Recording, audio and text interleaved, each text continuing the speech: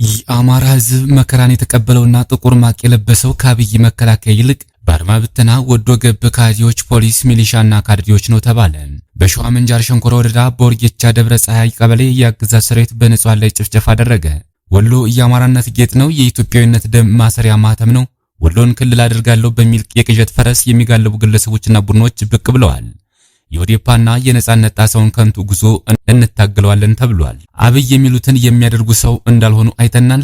ኦነግ ኗሪነቱ በመቀለ ከተማ የሆነው ጋዜጠኛ በትግራይ ክልል ዳግም ጦርነት ሊቀሰቀስ ነው የሚለውን ስጋት ተከትሎ ሰዎች በብዛት እየወጡ መሆኑን ለኢትዮጵያ ኢንሳይደር አረጋግጧል። እስከ መጨረሻው ድረስ አብራችሁ ትቆዩ። እነዚህና ሌሎች አዲስ መረጃዎችን በዝርዝር እናስደምጣችኋለን።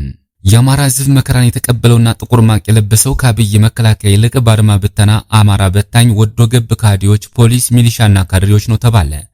የአብይ አህመድ አድርባይ አማሮች የማይችሉ በስነ ልቦና ቀውስ የዳከሩ የቁስ ሰቀቀና የሚሆኑ ከእውነት ጋር የተጋጩ ለአዛዣቸው ታማኝነታቸውን የሚያረጋግጡት በወገናቸው ላይ ጭካኔያቸውን በመተግበር ያስመሰከሩ የአእምሮ ጂምናዚየም የሚያስፈልጋቸው ከአማራ አራጆች ጋር ማዕድን የሚቋደሱ ባርነትን ህይወታቸው ያደረጉ ጎጠኝነትና አንጃነትን መለያቸው የሆነ የአካባቢያቸውን ወንጀለኛ ቅዱስ አድርገው ከነሱ ወገን ያልሆነውን ባለሰናይ ግብር የሚያራክሱ ሳይጠሯቸው አቤት ሳይልኳቸው አቤት ባይ ደናቁርትነት የተጣባቸው ጸረ ፊደላዊነት መለያቸው የሆኑ የአማራ አንድነት የሚቃረኑ ለእምነትና ለሀገር ግድ የሌላቸው ከኢትዮጵያ ታሪክ ጋር የተጣሉ የአማራን ህዝብ በአገዛዙ ደረጃ በመዋቅር ዘርፈ ብዙ የህልውና ጥቃት ሲፈጸምበት የመጀመሪያ ደረጃ ፈጻሚ የሆኑ ታሪክን ደምሳሽ የሆኑ በአማራ ጥቅም የሚደራደሩ ህሊናቸውን በጥቅም የሸጡ አይጠግቤ አሳሞች ናቸው የአብይ ወዳደር አማሮች። የአብይ አማሮች እንደ ሰው ብኩርናቸውን አሳልፈው የሰጡ ህሊናቸውን መቆጣጠር የማይችሉ በስነ ልቦና ቀውስ የሚዳክሩ በተክለ አካላቸው ብቻ ሰው የመሰሉና የሆኑ ፍጡራን ማለት ናቸው የአብይ አይጠግቤ አማሮች። ዘወትር የግል ጥቅማቸውን ማዕከል አድርገው ይንቀሳቀሳሉ። የነገድ፣ የእምነት፣ የታሪክ፣ የህልውና ሀገርን ህዝብም ትርጓሜ አይገባቸውም።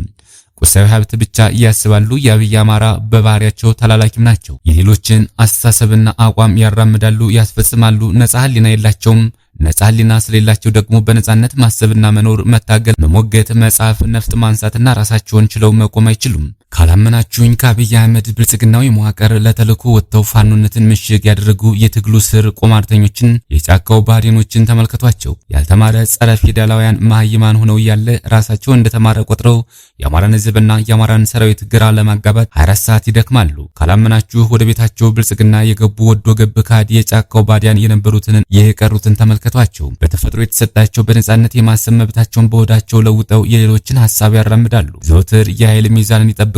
ያሸነፈውን ያሞግሳሉ፣ የተሸነፈውን ደግሞ ይኮንናሉ። ቋሚ አቋም የላቸውም፣ ሃይማኖትም የላቸውም። ፈረስነታቸውን እንተውና አሁንም በተመሳሳይ ዛሬ ላይ የአብይ ሸኒ አገዛዝ ህይወቴ የሚረጋገጠው በአጋጅቶና ገጅቶ አደር ስሬ ነው ብሎ አማራን ከምድረ ገጽ አጥፍቼ ነው ብሎ ሉዓላዊት ሀገር ኤርትራን በመላሴ ደፍሬ ነው ብሎ በኢትዮጵያ ምድር የኔ ከሚለው ነገድ ውጭ ያለውን አጠፋለሁ ሲል የጦርነት ጡሩምባውን ይዞ ጮህ ሲያሰማ የአብይ አማሮች ከፈረሱ ቀድሞ እኔ ካልነፈውልህ እኔ ካልተነፈውልህ ሲሉ በብርሃን ፍጥነት ከግድብ ወደ ወደብ ከወደብ ወደ መገደብ ተሸጋግረዋል። ዛሬ በራሳቸው የማይተማመኑ ደካሞች ምድሩ የኔ ሰማዩ የኔ በሚሉ ስግብግብ አይጠግቤዎች የበዙባትና በራሳቸው የማይተማመኑ ደካሞች የበዙበት ጅምላ ግድያ የተወለደበት ማፈናቀል ስራው የሆነበት የእምነት ተቋማት የሚወድሙባት ነገዶች ተለይተው የሚጠፉባት አፓርታይድ የነገሰባት ጥቁር ጣሊያን የተገለጠባት ተላላኪነት መገለጫ የሆነባትና በድህነት የሚማቅቁ ፈሪዎች የሞሉባት ሀገር ነች ኢትዮጵያ። ምክንያቱም በራሱ የማይተማመን ሰው ህሊናውን ሽጦ ሆዱን ለማኖርና የግድ ለሌሎች መሳሪያ መሆን ይጠበቅበታል። አቤቱ ምድርና ሰማይን በቃልህ ያጸናህ፣ እነሆ ባንተ አባትን ሙሉ የነጻነት ታጋይ አድርገህ የፈጠርህ፣ ናስራት ወልደየስን በጨለማው ዘመን እንደ ሻማ ያቀለጥ፣ እናሳምነው ጽጌን የትግል ምልክት ያደረግ፣ እናስቻለው ደሴን ለአማሮች ደራሽ ያደረግ፣ እናስማረ ዳኘን የምድሪቱ ጀግና አድርገህ የሰራህ፣ የነዋዋ ጎቤ መልኬን የርስትን ማንነት ጠበቃ አድርገህ የፈጠርህ፣ እነመቶ አለቃ ደጀኔ መንግስቱን የሱዳንና ጽንፈኛ ቅማንት መቅጫ ያደረግ፣ ታላቁ ሼህ ሁሴን ጅብሪል ትንቢታቸውን ጠብ እንዳይል አድርገህ የፈጠርክ፣ የአማራን ህዝብ የህልውና ትግል በእውነተኛው አማራዊ መንገድ እንዲጓዝ የሚሰሩ አማሮችን የፈጠርክ አምላክ እኛም በአባቶቻችን ትክክለኛው የነጻነት ሀዲድ እንድንጓዝ ቸርነት አይለየን። የነ ምኒልክ የነ በላይ የነ ንጉስ ሚካኤል የንጉሰ ነገስት አሳምነው ጽጌ አምላክ በእኛ ላይ ይደር አሜን። ፈለገው ባንታ ባተ ፋኖ ሀቃለው ጸጋ አለባቸው። መነሻቸውን ከልዩ ዞኑ ያደረጉ ታጣቂዎች በመከላከያ ሰራዊት የከባድ መሳሪያ ሽፋን ታግዘው በኤፍራታና ግደም ወረዳ አርሶ አምባ ዘንቦ ቀበሌ ላይ ጥቃት መክፈታቸው ተሰምቷል። ጥቃቱ ከትናንት ከትናንት የካቲት 12 2018 ዓ.ም አመሻሽ ጀምሮ እስከ ዛሬ የዘለቀ ሲሆን በዚህም እስካሁን ባለው ቁጥራቸው በውል ያልታወቁ በርካታ ንጹሃን ወገኖች በአሰቃቂ ሁኔታ መገደላቸውና በርካታ ሀብት ንብረት መውደሙን መረብ ሚዲያ ለማረጋገጥ ችሏል። ተከምሮ የተቀመጠ የእህል ነዶ በአሁኑ ሰዓት በእሳት እየጋየ ነው። ቀሪው ነዋሪ ህይወቱን ለማትረፍ ወደ ሸዋሮቢትና አካባቢው በሽሽት ላይ ይገኛል። ጥቃቱን ተከትሎ ታጣቂዎቹን እግር በእግር እየተከተለ ከቀንድ ከብት ጀምሮ እህልና ሌሎች ንብረቶችን እየዘረፈ በተሽከርካሪ ጭኖ ወደ ኬሚሴ የሚወስድ የተደራጀ ቡድን መኖሩንም የመረብ ምንጮች አክለው ገልጸዋል።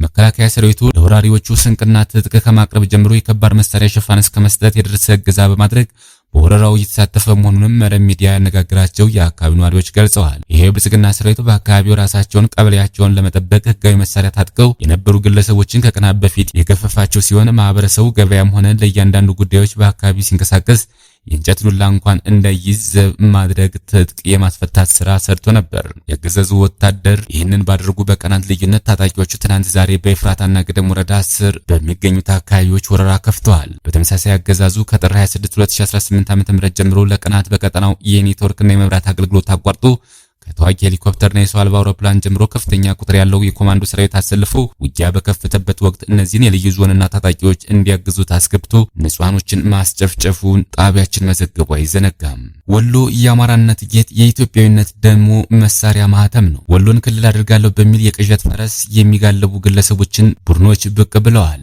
የኦዴፓና የነጻነት ጣሰውን ከንቱ ጉዞ እንታገለዋለን። በተለይም የነጻነት ጣሰውን ግላዊ ታሪክና የፓርቲው አመጣጥ ለታዘበ ሰው ነገሩ ጅብ በማያውቁት ሀገር ሄዶ ቁርበት አንጥፉልኝ ያለ እንደሚባለው ነው። ነጻነት ጣሰው በሰሜን ሸዋ ዞን በገጠራማው አጣዬ አካባቢ የተወለደ ሲሆን እድገቱ በአዲስ አበባ ነው።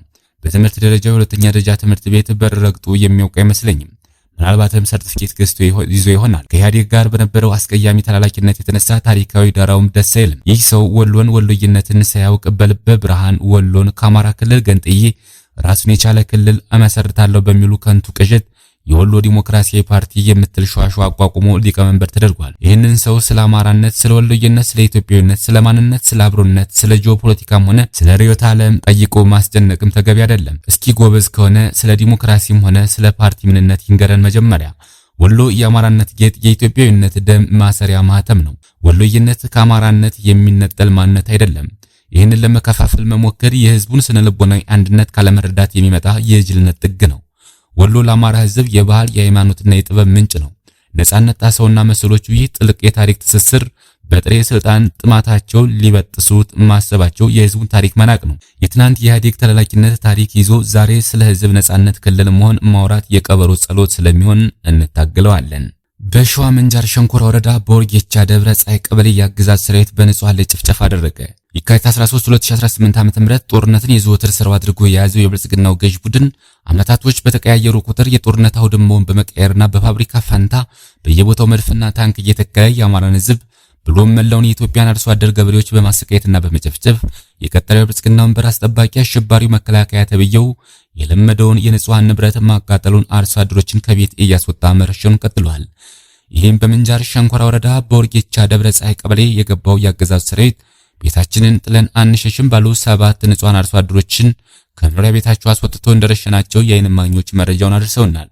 እነኛ አርሶ አደሮች መከላከያ የረሸናቸው ወንጀል ኑሮባቸው ሳይሆን በአማራነታቸውና ንብረታቸውን ለዘራፊ ሌባ ጥለን አንሄድ በማለታቸው እንደሆነ ለማወቅ ተችሏል። ይህ አማራን ለማጥፋት ትጥቅ አስፈታለሁ በሚል ቀቢጸ ተስፋ የገባው የብልጽግና ሰራዊት በተቃራኒው በፋኖች ጠንካራ ምት ሲያየልበት ይዞት የገባውን ትጥቅና ስንቅ እየተማረከበት የፋኖችን ጸረ ሽምቅ ማጥቃት መቋቋም ያቃተው የምርኮኛው ብርሃኑ ጁላ ሰራዊት በአሁኑ ሰዓት ሁሉም አማራ ፋኖ ነው በማለት የጅምላ ጭፍጨፋ እንደጀመረ የዛሬው የንጹሃን ግድያ እንዲሁም ከሰሞኑ በፈጸማቸው አሰቃቂ ድርጊቶች ትልቅ ማሳያ ነው። በግዳጅ ሲያፍስና ሲያስገድድ የከረመው የብልጽግና ሰራዊት በአሁኑ ሰዓት የአማራ ንብረቶች መዝረፉንና ማውደም የተገኘውን ሰው መረሸን የሚል መመሪያ እንደወረደላቸው አንድ የሰራዊቱ አባል የነበረና በአሁኑ ሰዓት ከፋኖ ጋር ተቀላቅሎ በመታገል ላይ የሚገኝ ጓዳችን 10 አለቃ እሸቱ ከቦታው ሳለ ያዳመጠውንና የታዘበው ስርዓቱ በአማራ ላይ ያደረሰ ያለውን ውድመት የተጠናና ስልታዊ በሆነ መንገድ እየተገበረው እንደሆነ መረጃውን አረጋግጧል። 10 አለቃ እሸቱ ማለት ያገዛዙ ግፍና ሰቆቃ በመርዳት በቅርቡ አንድ የቡድን መሳሪያ ብሬንና ሀዲድ ክላሽ ይዞ ነበልባል ክፍለ ጦርን የተቀላቀለ ጀግና የአማራ ልጅ ነው። ሲል አፋብን ደቡብ አማራ ቀጠና አሳምነው እዝ ከስም 2ኛ ኮር የነበልባል ክፍለ ጦር ሪፖርተራችን መረጃውን አድርሶናል። ኗሪነቱ በመቀለ ከተማ የሆነው ጋዜጠኛ በትግራይ ክልል ዳግም ጦርነት ሊቀሰቀስ ነው የሚለውን ስጋት ተከትሎ ሰዎች በብዛት እየወጡ መሆኑን ለኢትዮጵያ ኢንሳይደር አረጋግጧል። ከክልል ወደ አዲስ አበባ የሚደረጉ የአየርም የየብስም ትራንስፖርት አማራጮች በጣም ቢዚ ናቸው ያለው ጋዜጠኛው በአውሮፕላንም በባስም ብዙ ሰው እየወጣ ነው ሲል ያለውን ሁኔታ ያስረዳል። ለኢትዮጵያ ኢንሳይደር ቃላቸውን እንደሰጡት የመቀለ ከተማ ነዋሪዎች ሁሉ ጦርነትን በመስጋት ከትግራይ ክልልን በብዛት እየወጡ ያሉት ወጣቶች ስለመሆናቸው ይናገራል። በፍጥነት መውጣት የሚፈልጉ ወጣቶች በክልሉ የአውሮፕላን ቲኬት ለማግኘት ቀናትን ላለመጠበቅ ሲሉ ወደ አፋር ክልል ሰመራ በመኪና ሂደው ከዚያ በአውሮፕላን ይጓዛሉ ይላል ጋዜጠኛው። አውቶቡስም እንደ ልብ እንደማይገኝና ቲኬት ቆርጦ ለመሄድ ቀናትን ሊያስጠብቅ እንደሚችል የሚናገረው ጋዜጠኛው በዚህ ምክንያት በመለስተኛ ተሽከርካሪዎች አቆራርጠው ወደ አፋር የሚገቡ ወጣቶች እንዳሉ ይገልጻል። ወጣቶቹ ትምህርትም ጭምር አቋርጠው ነው እየወጡ ያሉት። የሁለተኛ ደረጃና የዩኒቨርሲቲ ተማሪዎች ጭምር ከክልሉ እየሸሹ መሆኑን ያብራራል። ዩኒቨርሲቲ የሚማሩ ወንድም እንዳለው የሚገልጸው ጋዜጠኛው ቤተሰባቸው ትምህርቱን አቋርጠው ወደ አዲስ አበባ እንዲሄድ እየወተወቱት እንደሆነ በግል የገጠመውን አካፍሏል። ትንሽ ሁኔታውን እንየውና ካልሆነ ይሄዳል ብዬ ነው ያረጋግኳቸው ሲልም ቤተሰቡ በጭንቀት ላይ እንደሆነ ያክላል። በትግራይ ክልል ስላለው የጦርነት ስጋት ጋዜጠኛው ሲያስረዳ የኢትዮጵያ ሰራዊት ተጠግቷል። በትግራይ በኩልም ዝግጅቶች አሉ። በቀበሌም ሰው እያዘጋጁ ነው። በየቀበሌው ለጦርነት ተዘጋጁ ተብሎ ተነግሯል ብሏል። ክቡራትና ክቡራን የቻናላችን ቤተሰቦች ሰዓት ያዘጋጀናቸው መረጃዎች እነዚህ ይመስሉ ነበር። በሌላ የመረጃ ሰዓታችን እስክንገናኝ ድረስ የዩቲዩብ ቻናላችን ሰብስክራይብ፣ ሼር እንደዚሁም ላይክ እያደረጋችሁ ጠብቁን። ቸር ያገናኘን። መልካም ቆይታ